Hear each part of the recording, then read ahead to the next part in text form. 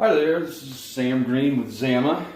I'm glad you would join me today. What we want to talk about is putting in transitions for one of the newer categories of flooring, which is the luxury vinyl. You can see here in my little mock-up.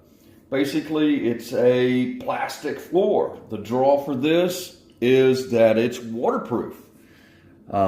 Utilizing different core materials and different combinations and composites, and we get a very good looking floor, extremely durable, and again, it's waterproof, which we haven't been able to say about a lot of the floors that we're putting down these days. But what you're going to get is a product that will be blister packed, and you'll have three components in that pack.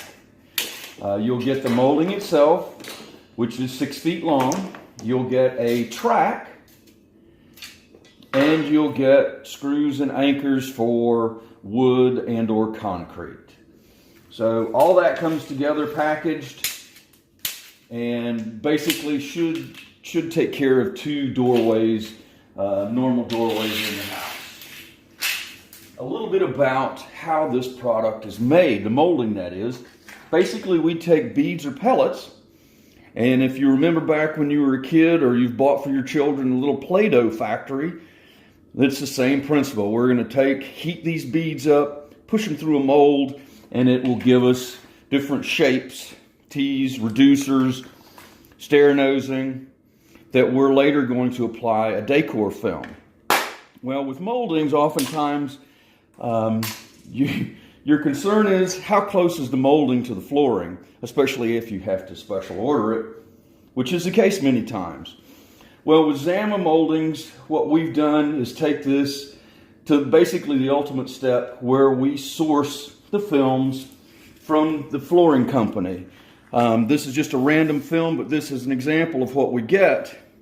We're going to get the decor film, which is exactly the same that goes on the floor. We're going to utilize a commercial grade overlay, so we're getting the same or sometimes even better wear properties than the floor itself. We take our PVC, polyvinyl chloride extrusions, we're going to take our decor film, and we're going to adhere that to whatever shape that is needed. So we've got, as much as I hate to say match with molding, we've got a perfect match utilizing the same flooring material, so we have got the perfect transition piece. Basically what we want to do once we've put the flooring in, we have to transition in, say, this doorway or a break point between two floors that are basically the same height. So what we're going to do is we're going to utilize the T-molding, and it derives its name from just that. It's shaped in a T, and it's going to cover that space. Well, how do I get that space? How do I figure that out? Well, what I'll do oftentimes, I'll have enough in my piece of molding that I can cut two little blanks out. Basically, they're just little spacers, and that's going to give me an idea of exactly where it's going to end, so I know where to make sure I cut my two planks to finish. One of the nice things about the Zama track, it's a patented snap track, and hopefully you can see this, but every 4 inches we have got a point that the product will break. So basically I'm going to take this at that score mark, and I don't have to have any special tools for cutting the track. And at the 4-inch spacing, this will accommodate basically every door in your house. You'll find that most of the doorways are going to be about 32 inches, which works out perfect with the 4-inch. Even if you have a 2/6 door, a 30-inch door, you space 1 inch, you'll center it 1 inch in the middle, and you can still accomplish your objective. No problem there.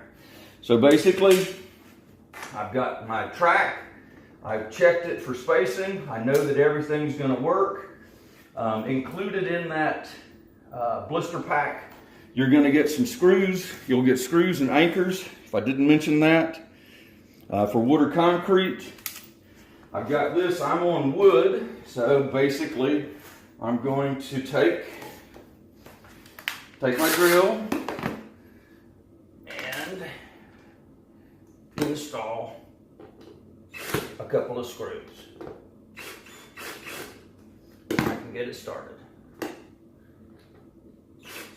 All right.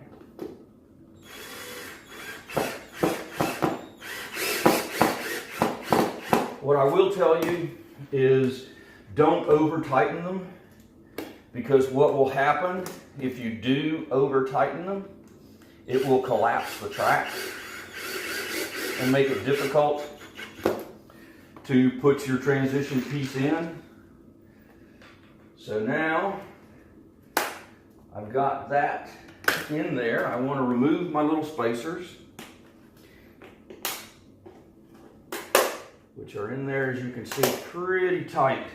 What I will tell you also, that these particular moldings have grooves in them so that when it goes into the track, it is adjustable.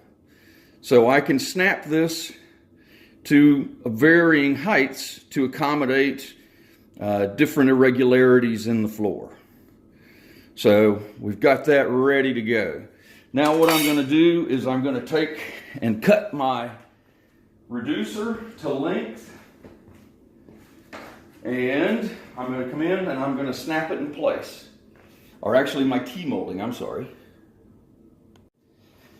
So once I've cut my T-molding, you use a fine tooth saw. I would just recommend go slow with it, and if you're not using a handsaw, so that you don't break the PVC. Basically, I want to start on one side, and I'm going to fit this in. I'm going to snap it in. Start on one side, doesn't matter which, and go one way to the other. I'm just going to use a rubber handle.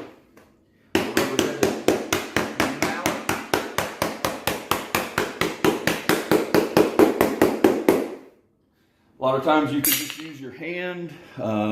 These days the hammers will come with a rubber handle. You can use that to tap it into place. Tap it down so that it locks in and it will not go anywhere. That's the beauty of that cold rolled steel track. Once the teeth are locked in, you have a permanent installation. You've got the wear and tear comparable to the floor. It's waterproof. And like I say, we're utilizing the same films, so it is exactly the same as the flooring. I would still recommend that you get your moldings, and part of the beauty of these new floors is having the variety of the color, the variation from one plank to the next. If you know beforehand what molding is going to go where, you can pick and choose which plank will be adjacent to the molding so you get the best blending possible. So I hope that helps. Have a good day.